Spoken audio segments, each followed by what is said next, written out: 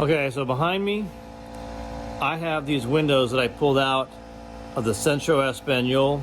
With my team, actually pulled them out, and they are here, and I have to look at them. I thought maybe you'd want to look at them with me.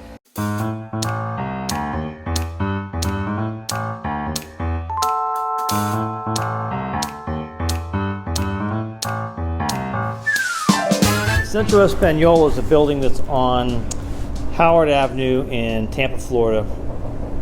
It's been there for a long, long time. It was finished in the early 19s. I'm not sure the exact year. I think actually maybe it was 1909 that it was finished and occupied in 1910. So that's one of the windows behind me. What kind of problems do the windows have? Well, they're a lot of problems. Got some pretty significant rot happening right there. Ooh, man. Got some bad stuff going on here, right there. It's just falling apart. You can see these wrinkles here. That's falling apart. It's already been bondoed once. Rotten up right there.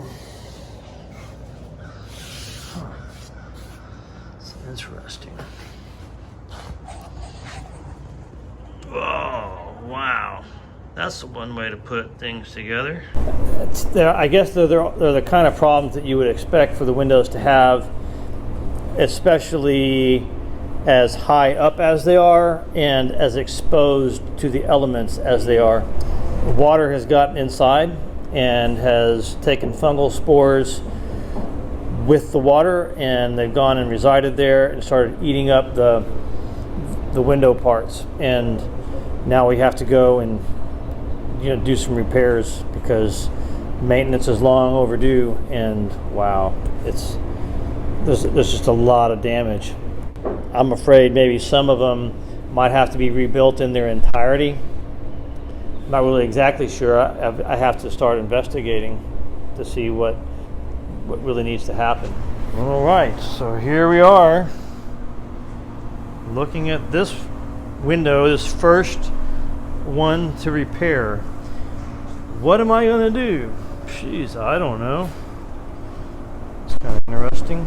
How do I know what to do to repair such a project? Because the truth is, I really don't.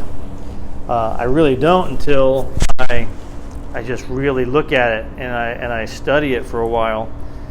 The window itself, I mean, they're all different. They have different needs, and one of the things that I rely on is all of my past experience with having repaired and worked on and built other things.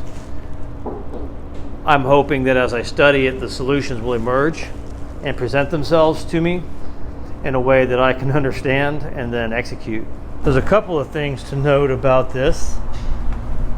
I don't know that anybody besides me would ever know, but look, for example, this is a Dutchman that I put there 10 years ago. Oh, that's pretty cool. The Dutchman is still holding up. Wow. Now, here's another interesting thing about this window is this repair. Okay? This piece is utterly gone. GAWN. There's a joint right there. See, having fixed this window before, my thought and my feeling is that this piece is a piece I scavenged out of another window somewhere else, because see where the odd joint placement is? There's a joint there and a joint there. An original joint is probably there, or there, or there. Okay? But it's not here. Okay, it's there and there, which tells me that that's probably a piece I pulled out and wove in there from another sash we did last time. But you know what else is interesting about this sash is that this is not an original sash. This is a sash that was built when the windows were redone in the 80s. In the 80s, so maybe 86. I think it was when the remodeling project was done. I can tell because this is underneath there. That's new pine. Okay, it's new pine, and they primed the outside edge. You can see there's some of the pine showing right there. What do I do to prepare? Well, it's like I was saying, I meditate on it for a long time.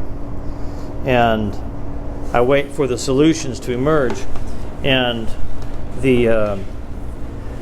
in part of that meditation process, one of the things that I'll do is I'll draw it out full size.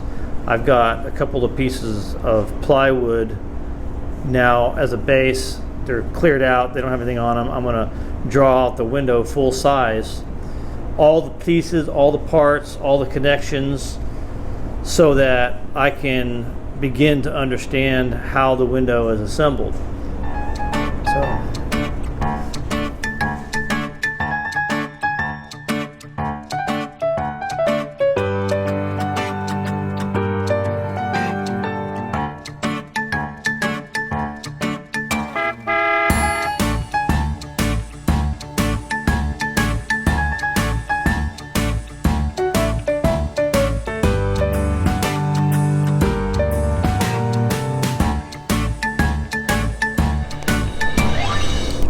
As I'm drawing out the